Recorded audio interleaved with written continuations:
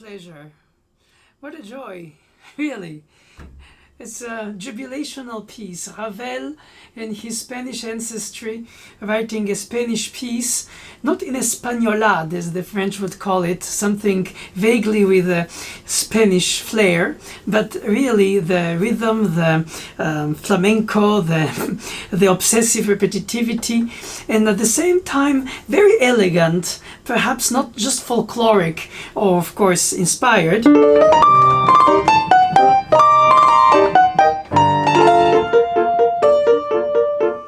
There is a sense of authenticity when it's Albanese, when it's Granados, when it's a composer who is fully Spanish, and you think, okay, that is their inner world that comes, so to say, genetically, but of course, culturally.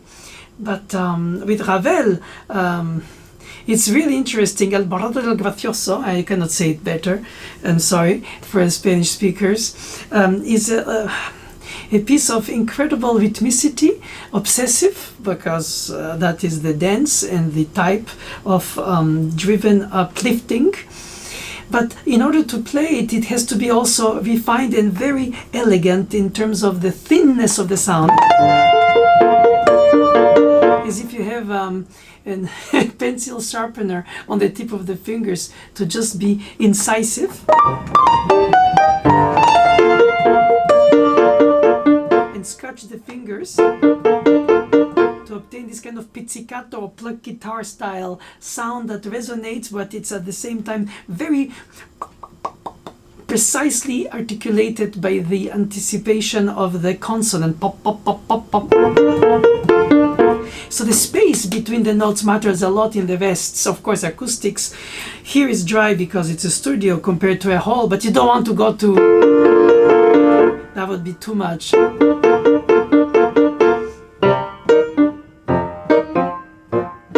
Downbeat every 2 bars, and then in between the hemiola, 1, 2, 3, 1, 2, 3, 1, 2, 3, 1, 2, 3, 1, 2, 3. And at the same time, if you use the unicorda to obtain a softer sound, you would be in trouble for the quality of the melody that has to speak like a sparkle of sunshine.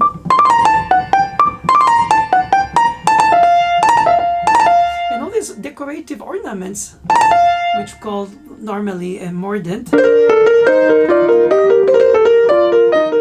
Here, in this Spanish style, they are melodized, and at the same time, there are embellishments, but they're involved rhythmically in the way to project, to blossom the note. In the middle section, which we'll see later, Cante Hondo, the lament song, the repeated note, but slurred in the beginning, tied at the end, and resonating without being replayed. Ah, ah, of the chant. And the rhythmic accompaniment. That is for the B section. But to stay on the A section, because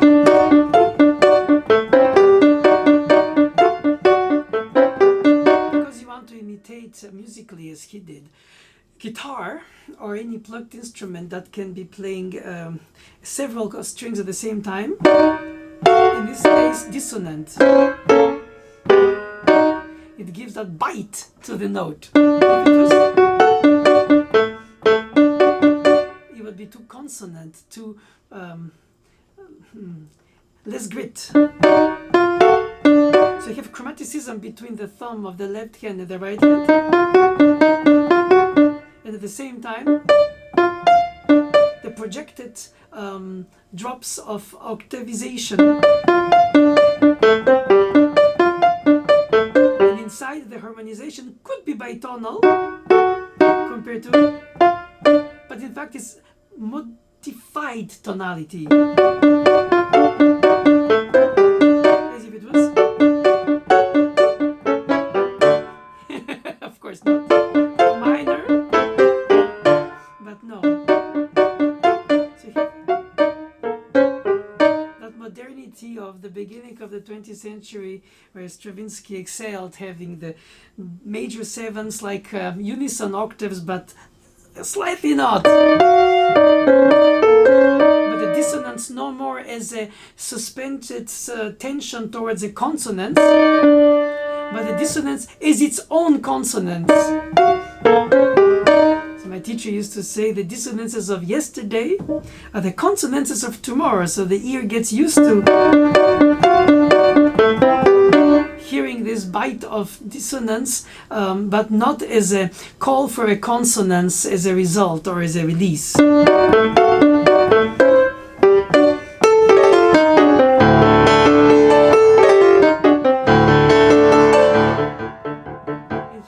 Open fifths, which are nor major nor minor, nor both, or the other way, but just fifths, which sort of cleans the slate because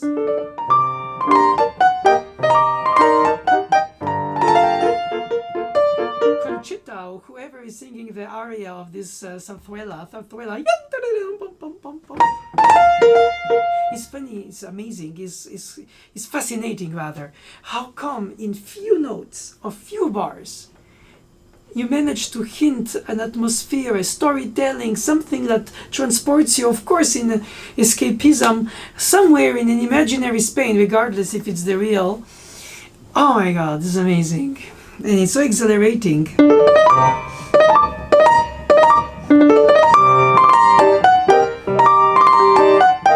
Ravel is very good at harmonizing very lusciously the lyrical aspect of the song with the aria. And as soon as it's finished, we have again the fifths. Sorry for that. So,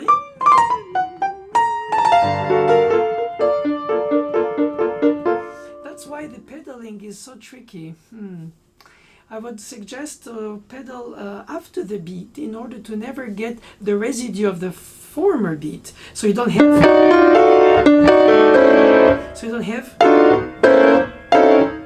where you don't hear them plucked like that, but in the resonance you want to have, in order to take more time to really have no more resonance of the preceding chord into the next one, you need more space, more time, more air, more density of the silence, but that will then reach a slower tempo.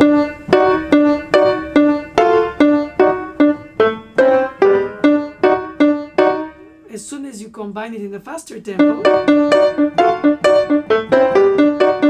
it starts almost residuing. I do it without pedal. Now we'll do tiny pedals just after the beat. Here, here, here, here. And a longer one on the descending scale. Full octave fifths rising to 3, 4 octaves in one single pedal.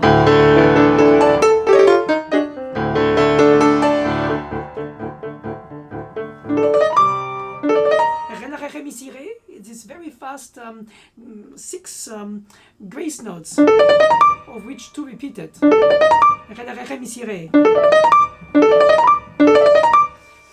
that means that you extend by that busy, quick and driven light grace note arpeggio, because you want to arrive the harmonization on the top note. So you add some extension, you extend it. So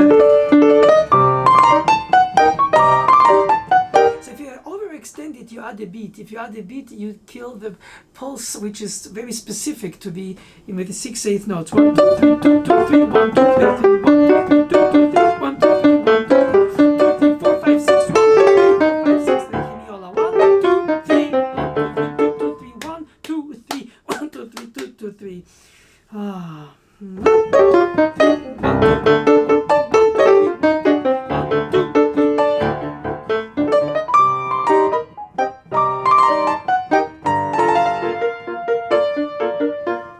If Ravel had a middle pedal, which unfortunately he didn't, he would have got the fifth in the bass, and this you can play without right foot pedal or with light.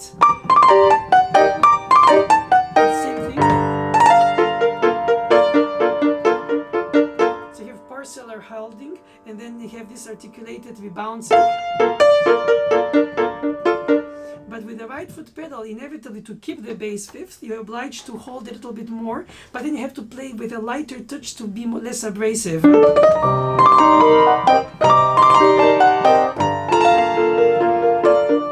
hear that metallic sound, it comes from the unichord. If I take it off,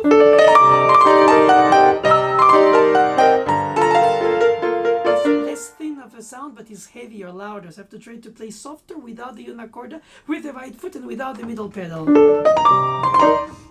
Sorry, I just put the unichord, so I shouldn't.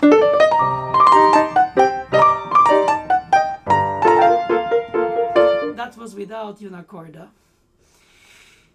But it feels like playing on edge, on the surface, the slightest microgram of drop more in the key is an accent.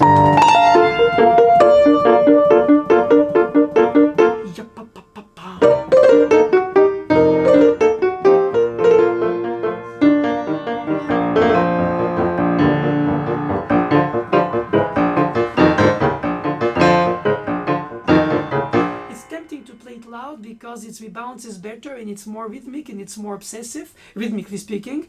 Pulse speaking. 1, 2, 3, 1, 2, 3, 1, 2, 3. This fa-re-fa. Almost like a whip.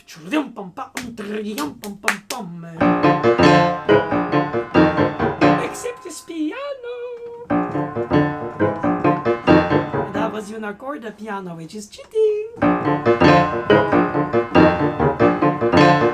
It's not cheating, it's just that we are told that. So I think all piano teachers guilt the students for the left pedal, which somehow is on the piano, if not always the middle one in Ravel's time. But no, I think that is because we are afraid that the sound is too rich, too thick, perhaps for that kind of type of resonance. I mean, you have to adapt your touch to sort of transform any piano into anything you want it to be. Play Bach on it, and then you play Alborada del Gracioso. On most instruments, you have a repertoire that corresponds to the instrument. Here it's everything and anything in its own. So that's why I think it's better to try to play in the low register. However, the keys are heavier in the action. On the edge, if you pick them, it's like cherry picking. I'll try to play piano. If you don't put any weight, it won't speak. Arm weight, but more about a finger retraction.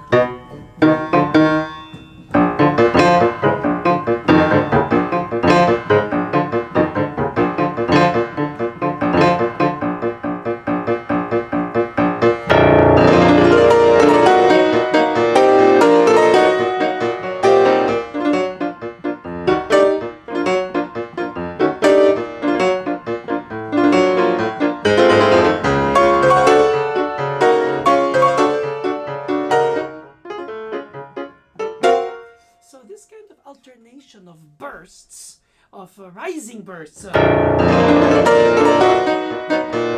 then return to the minimal articulation, and then same thing on the D flat major, relative major, and then that's of course.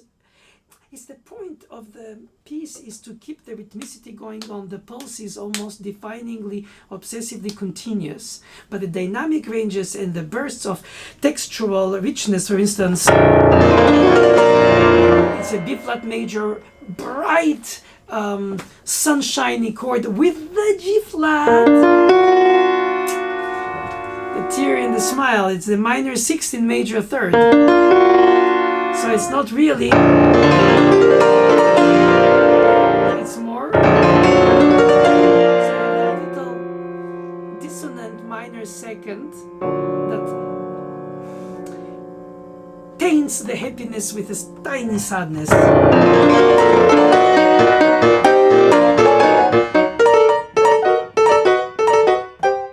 And so pianistically, Ravel is writing things that are very difficult to play if applied to the dynamic range and the, let's say, clarity of the pedal, translucid pedaling, so that you hear the resonances of things that you want to gather into the resonance. So it becomes quickly a build-up of a bubble of resonance, and at the same time to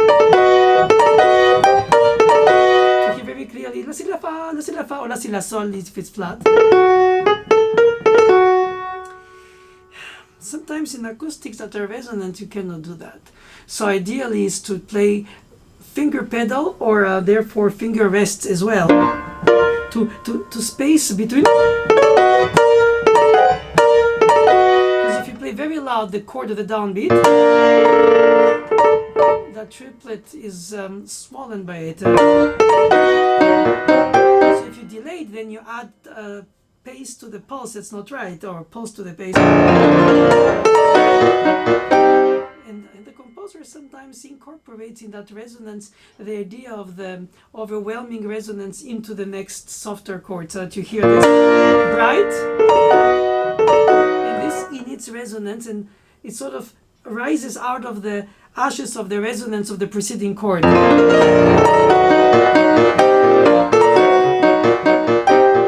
For the right hand, because the left hand, the stride, bass chord, bass chord, bass chord, like it's a shift, shift, shift, shift, touch, shift, touch, shift, touch, shift, touch, prepare, shift, touch, prepare, shift, touch, prepare, shift, touch. It's like two hands in the left hand.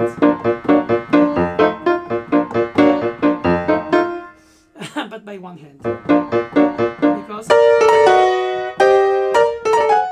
these chords are slur over the beat, and they get the bar line, and you get that hemiola. 1, 3 and 1, 1 and 2. So the left hand less than the right.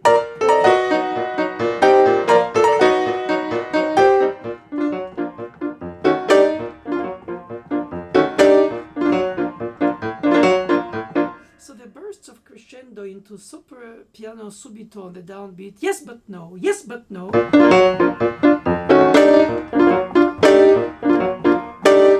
Inevitably, by the resonance of the instrument, this prevails before you subito piano on the downbeat that follows. That's what I was saying earlier. I'm convinced that the composer wanted that kind of unwritten in the notation resonance overlapping. Doesn't write the pedaling anyway in his editions. He didn't like interpretations by claiming on ne m'interprète pas, on me joue. One doesn't interpret my music, one plays my music, period, basically. So he probably let that to the discretion of the pianist. Of course, if you slow down,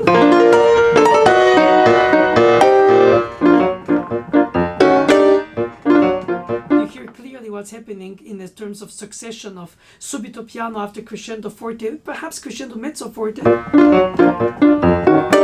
And then comes the question of the voicing, if it's just a cluster of a chord with dissonance, or voiced on the top and under darker. That gives sometimes the lightness of the texture while incorporating the richness of the texture's chord, but not the density of the touch, because you want to have this rebouncing, because it is about dancing and rebouncing. Just like in the beginning, or this, are sort of very quickly arpeggiated, almost not arpeggiated, but tiny bit yes. This way you project the dissonance or the consonants 1/32 at a time, slightly one after the other, so that you can feel like the different perfumes appearing. I find that very important, because the raw dissonance compared to the other chord by itself, okay, yes, it's percussive, yes, it's dense, yes, it's folkloric. You can exercise all kinds of explanations from the point of view of your ideology of the piece to make it match, but in fact it's piano and light and gracious, gracioso, and rebouncing, and very, very constantly floating rather. case, the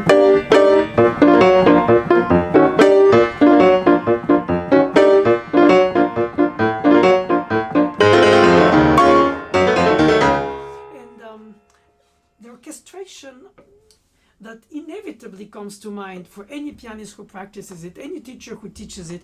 We cannot not talk about orchestration because the piece sort of screams its orchestration.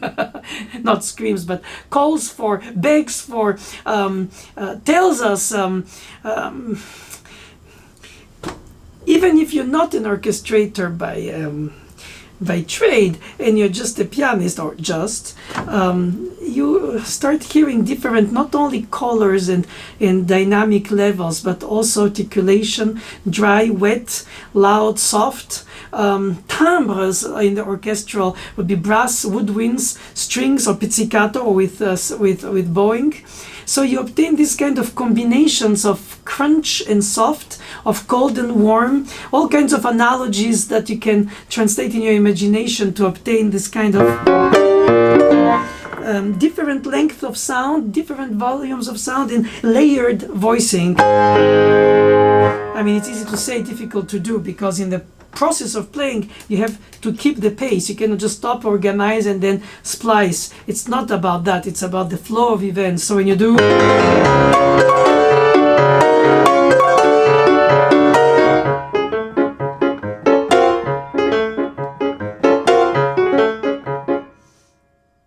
I play the longest chunk just to combine the two elements, the intimate but pulse-driven obsessive rhythmicity, and then these bursts, so usually on the weak beats, 2, 3, or 5, 6. And then, so the downbeat is soft, and the burst at the end of the bar, and then immediately drop.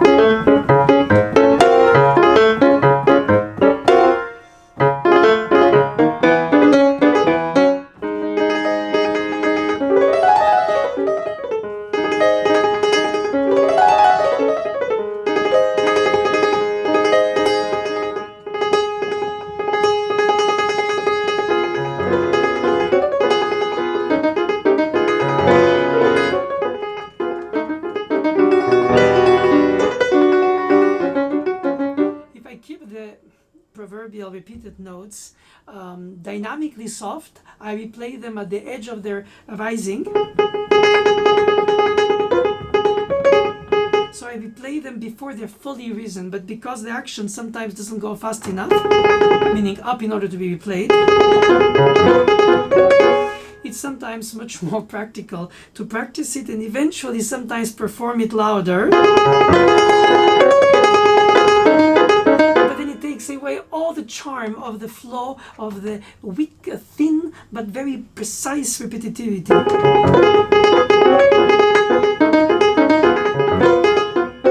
And then the accompaniment, which of course nobody listens to because all the attention is driven to the repeated note virtuosity, imitating the oh voice.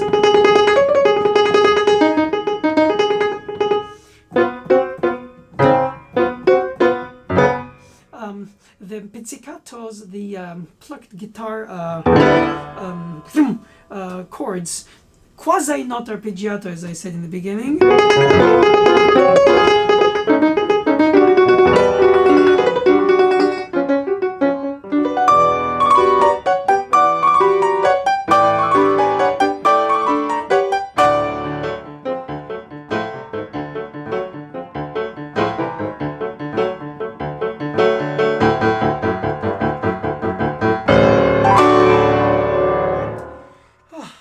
Section is something, isn't it? Because in a way you practice it as a pianist, as you should, as a teacher suggests, as your practicing ethic obliges you, is to go detail by detail, many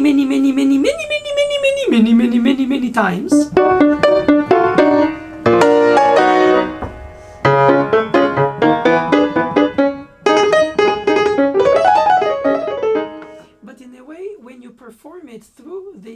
section in question, the succession of the different elements that are so contrasting while in continuous rhythmicity pass in such hurry and so short in their presentation that you have to be anticipating mentally the gesture, the preparation, so you enter into it and you zoom directly into it right away. You cannot take the time to adjust into the new section, because by the time the section goes to the next and you just follow the dog with the leash, instead of being always mentally ahead and prepared with a gesture, whether it be the opening of the elbow to prepare the legato of the scale, the repeated notes, and then the pizzicato notes. And that's what it is, the difficulty for practicing, because what do? We play it slow, under tempo, repeat, separate hands, together the hands, rhythms, dotted rhythms, counting loud voice with metronome, without metronome. All these routines that all pianists who practice know about. And of course, it's not appealing per se, but it's the ingredients that help you more or less be confident enough to be able to perform it when you have to play it through. Is one time through as written by the composer. That in an orchestra is different, because you have musicians who play different portions, but not all the musicians play everything, unlike the pianist who does have to play everything. And at the same time, think of it as different, an imaginary different orchestral fragmentation of the color timbre choices. And of course, there is a second chance. I would like to call that sort of redemption with the A prime that returns at the end. But in between, you have this very long section of the complaint song, of the lament, of the cante rondo. It's not a song, it's a chant. Notes are so melodic. And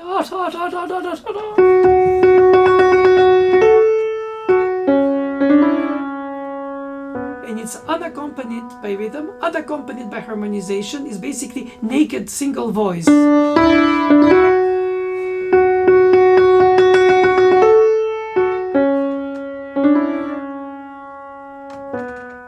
And at the end of the first stanza,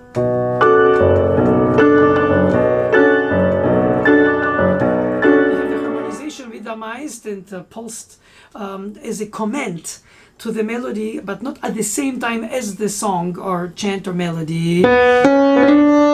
Again, solo, and then orchestrated.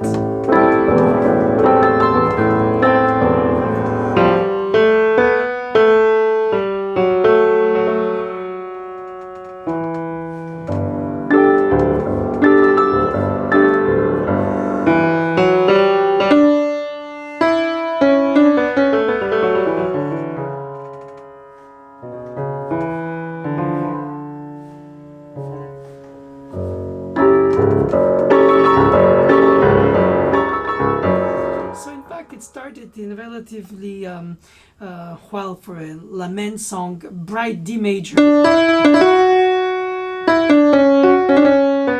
then F sharp minor, then E minor, all modal, and then into minor dark in the bottom. So in a way, the evolution of that chant through the accompaniment interactions or interruptions or interferences has this kind of flow of from one spot to the other. Goes through different narrative moods, proud, then relative minor, then dropping in minor ninth or seventh,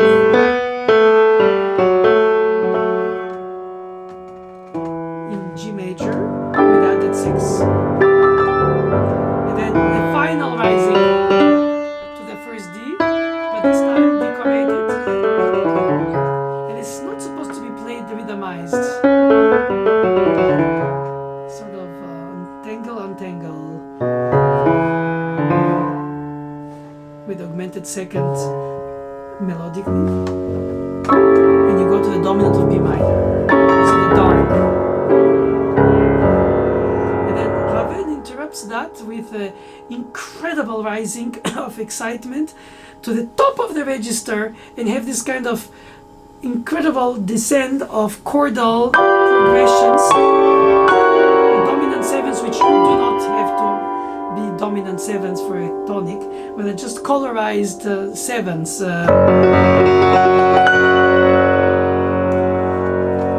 Using the ostinato, fa sharp stinato.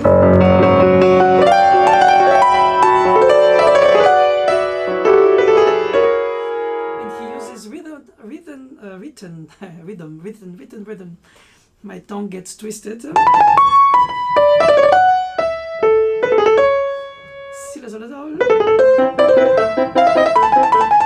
It's written by the Turkish merchant Mozart already in rhythm, and not as a turn.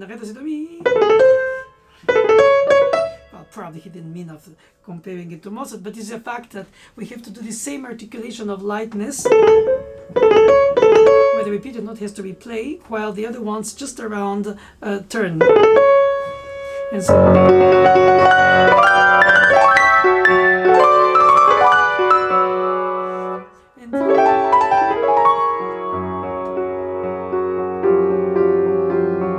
And then the chant returns.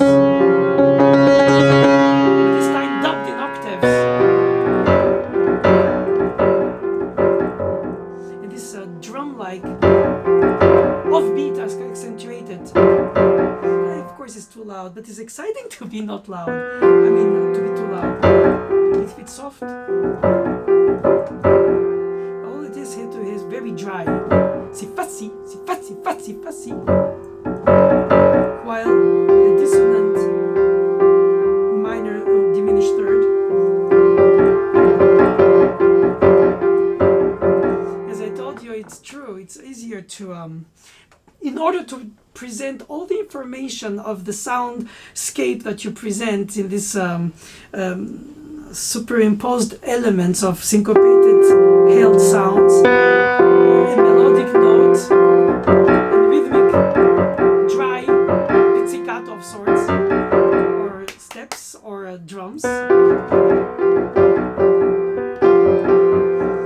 These different length of sounds, different touches, different accentuations on different beats, all at the same time could confuse the listener if the playing is not extremely, if not completely clear and translucid. If you put too much pedal,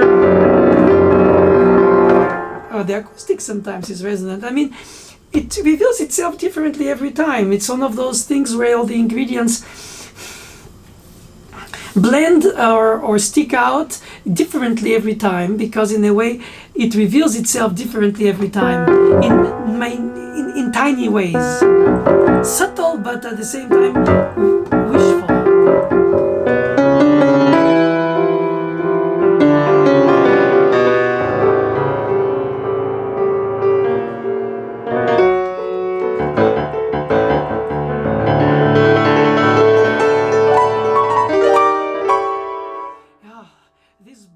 Of rising.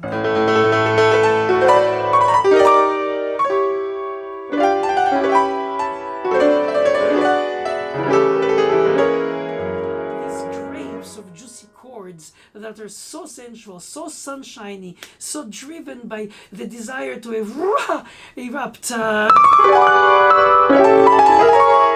It's difficult to play them too plucked together, because then they sort of cancel each other. You have to just sort of like release the sense of them.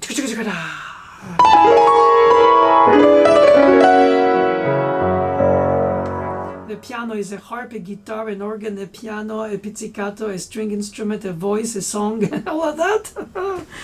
But none of that. It's only what the piano is.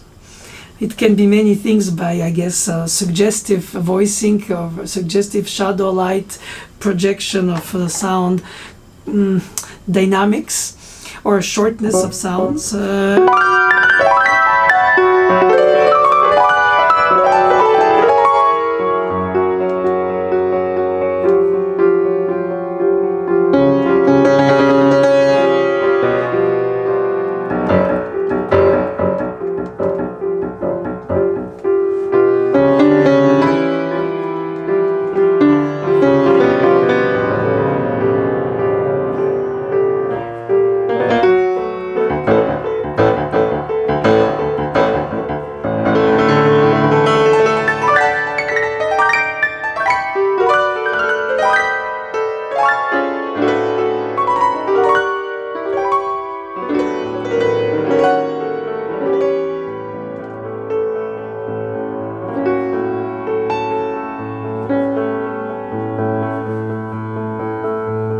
Guess what's happening? We are back to the opening A prime.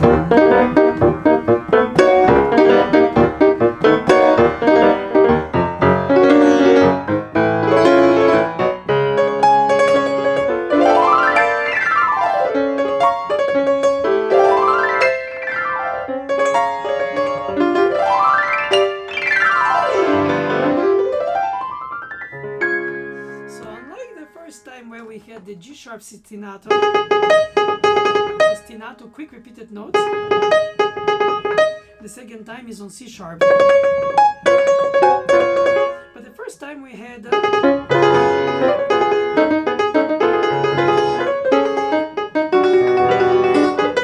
second time we have a little bit more of texture, and also we have glissandi. This double legato, I was gonna say, but it is double legato through a glissando of thirds. Fa, la, sol, si, la, do, si, re, do, mi. And it's skin gets red. But if you turn enough the hand to play on the two nail, but you have to hear both. Depends how heavy deep the keys go in order to be able to play a glissando that is continuous without to be too fast. So towards the end you can almost hear the articulation fa sol la si do, re mi fa sol la, re mi fa sol la si do.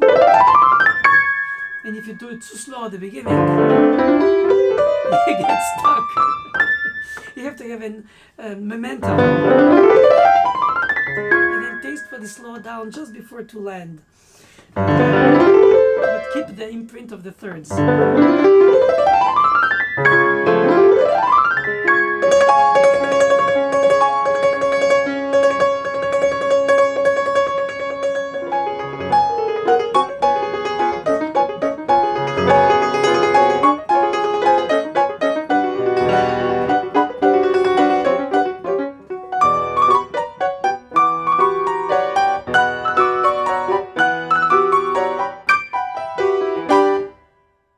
That's where everything gets to the brightest conclusion.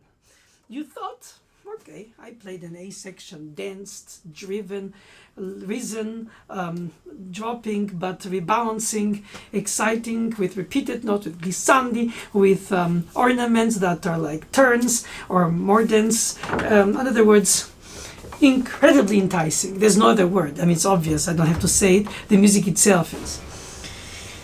But Ravel has this kind of system where he decides to summarize everything in a coda or a last section. In this case, he tries to make snippets of each section interacted almost by fragmentation, more or less connected, where you have the hint of a different element that you heard through the piece in a quick succession until the final rise. And it becomes a stretto, it becomes naur, because instead of having 8 bars of one section, you only have just, and then. So the quickest succession of the elements asks for even more anticipation to prepare the gesture for the next. There is the song, the rhythm, the repeated notes, then back to the rhythm.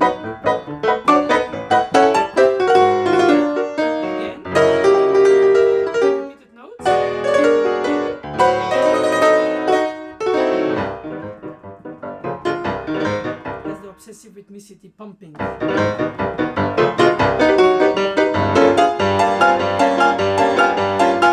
And then final tremolo. Rising to the brightest D major to finish in a fiesta.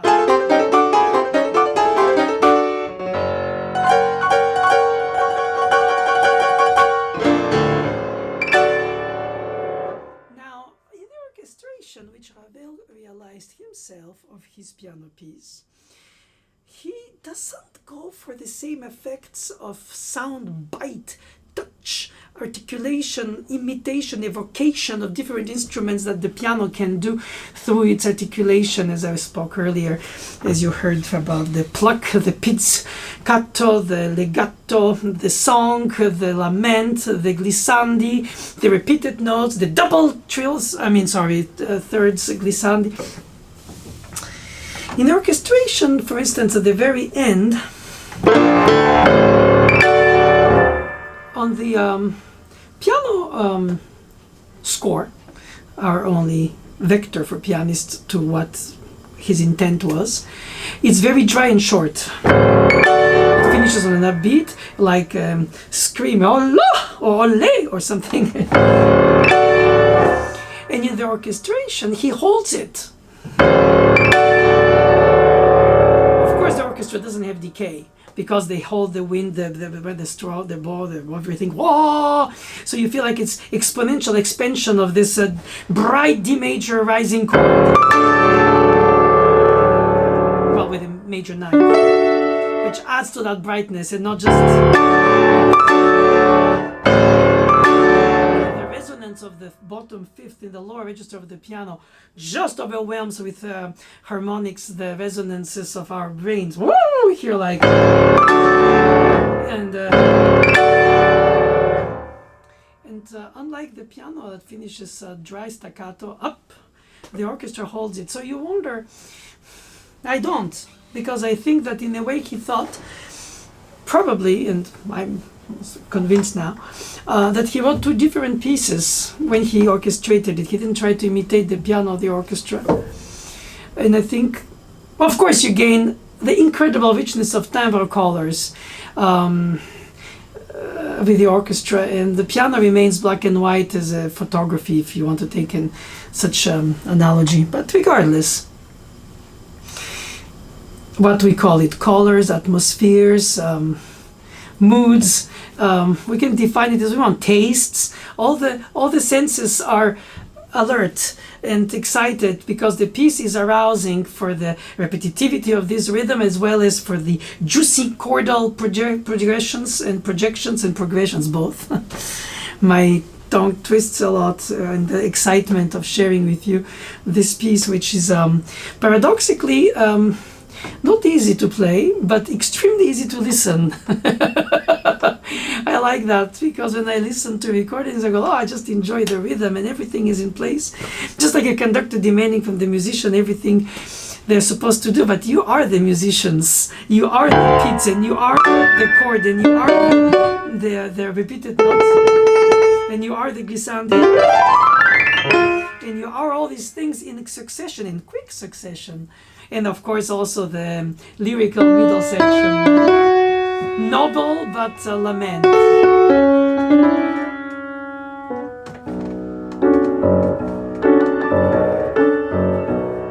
The muffled accompaniment with a quickly fetched distant basses touched before they're played.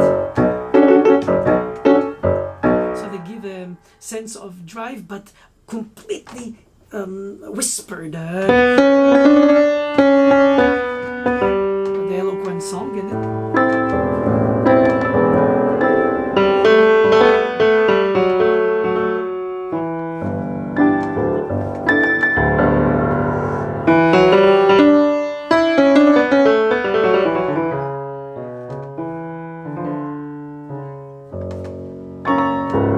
It could have lyrics, and then we will know a certain storytelling about something, or to be epic or some lament. But in a way, music says everything and nothing precise, but touches us directly psychologically. That we don't have to explain. The music does it very well. What we have to do as performer is study how to play it clean, clear, rhythmized, with direction of the line, without to be heavy, and voiced, and eventually constantly rebouncing in a sense of lightness. Lightness is very important. Gracioso, Alborada del Gracioso. It has to be constantly dense, but even when you have very few elements, or you have dissonant chords, you don't want it to be heavy. That's where the voicing and the biting of the fingers of the keys.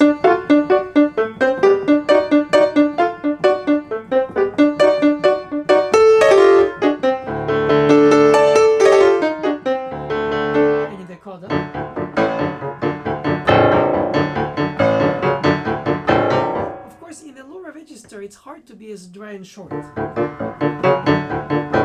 It's possible if you voice the tone. You take the risk to have some chords and notes not spoken. Not speaking or not spoken, sorry. Compared to in a more juicy top register, here is heavier. Quick succession of contrasting moods.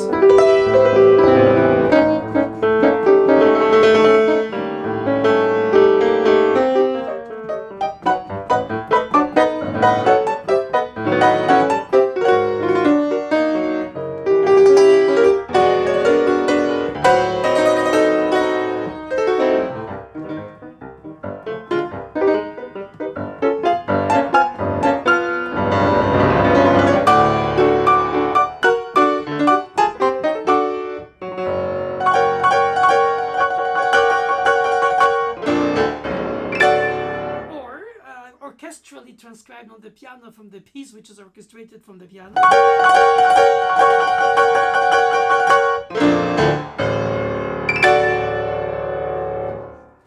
I tend with age to like that orchestrated version on the piano imitation, even if originally he wrote it and not. I think it's also to do with the fact, but perhaps it's not the reason that animated his choice for the difference between the orchestration and the piano at this last chord, because the pianos of his time had less of a length of resonance and the decay started earlier, where he wanted to finish on a bright chord that doesn't decay before it's over, or the least possible, even with the pedal on the piano holding it artificially longer, or some acoustics which might help, but it's all relatively variables that you don't always in charge of. The orchestration, of course, allows for this last chord to last like a bright sunshine that just keeps going.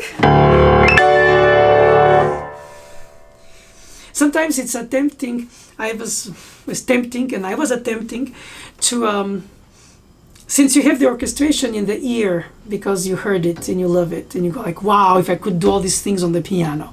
But then on the piano you go, oh, if I could do all these things. You feel like the percussive aspect of the plucking of the piano imitation of guitar is, I think, better on the piano, and the colorization of the rich, fuller tones, and especially these chords.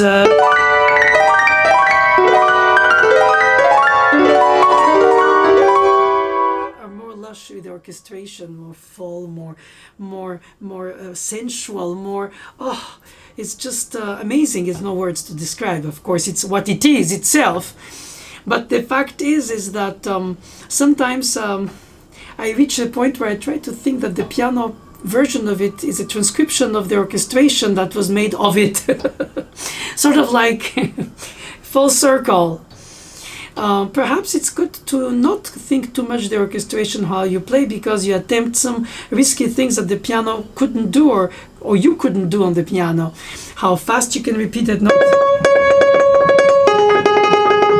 all pianos respond fast enough, and if they don't, you have to find the ways to go on the edge of the key.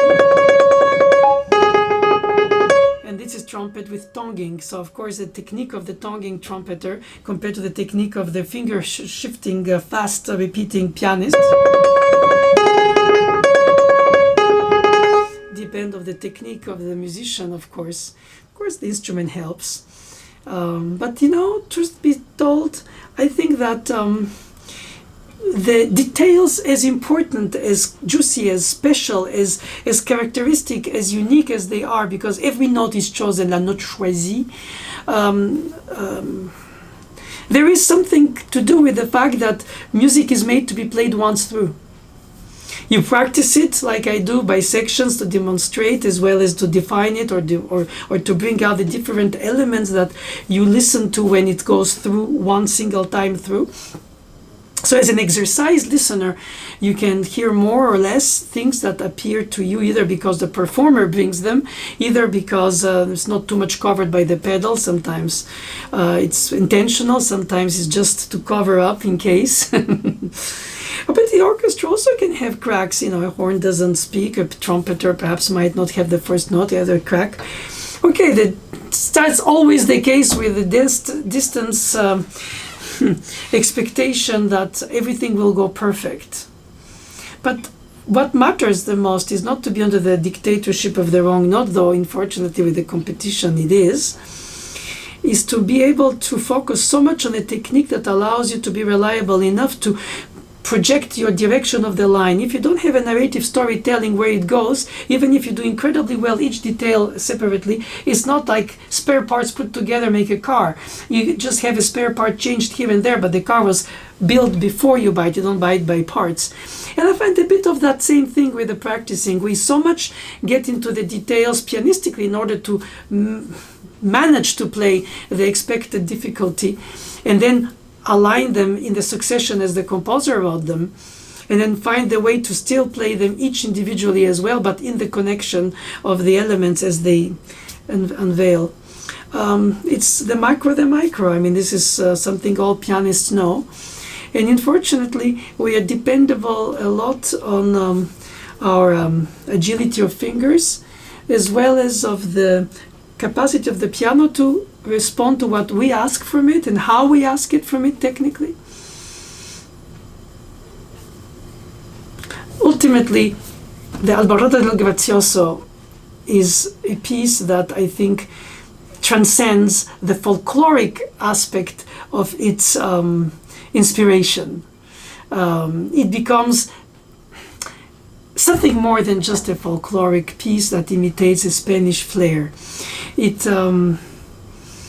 It creates a classicism of its own about music of a Spanish style, and in a way differently when visited by somebody who is not fully Spanish or from Spain. Sometimes it's not about only the authenticity of your inspiration, it's also about capturing, as Ravel did, the essence of this music. Not just imitating a folkloric song or a folkloric dance. On the surface it's that, but it's more than that. There is a spiritual uplifting with a middle section lament song that transcends the folkloric element that it's inspired by. I think it's a piece that has so many dimensions that appear one after the other as you practice it and play it and perform it and test it with audiences. You realize that there is so much more spiritual connection and uplifting and transcendence that appears through the notes or through the sections and between, sometimes in the breath, sometimes in a harmonic dissonance or distonation. And of course you have also the rhythmicity that is so important. It's 50% rhythmicity, 50% melody, and then somehow the harmonies are disseminated around. I think it's just an awesome piece, and I'm sure you do too think so, and that we all struggle to learn how to play the most excitingly for the piece, for the audience, for our own enjoyment to be able to. And it remains a great joy to teach, as well as challenging jubilation to play, but jubilation nonetheless. Thank you.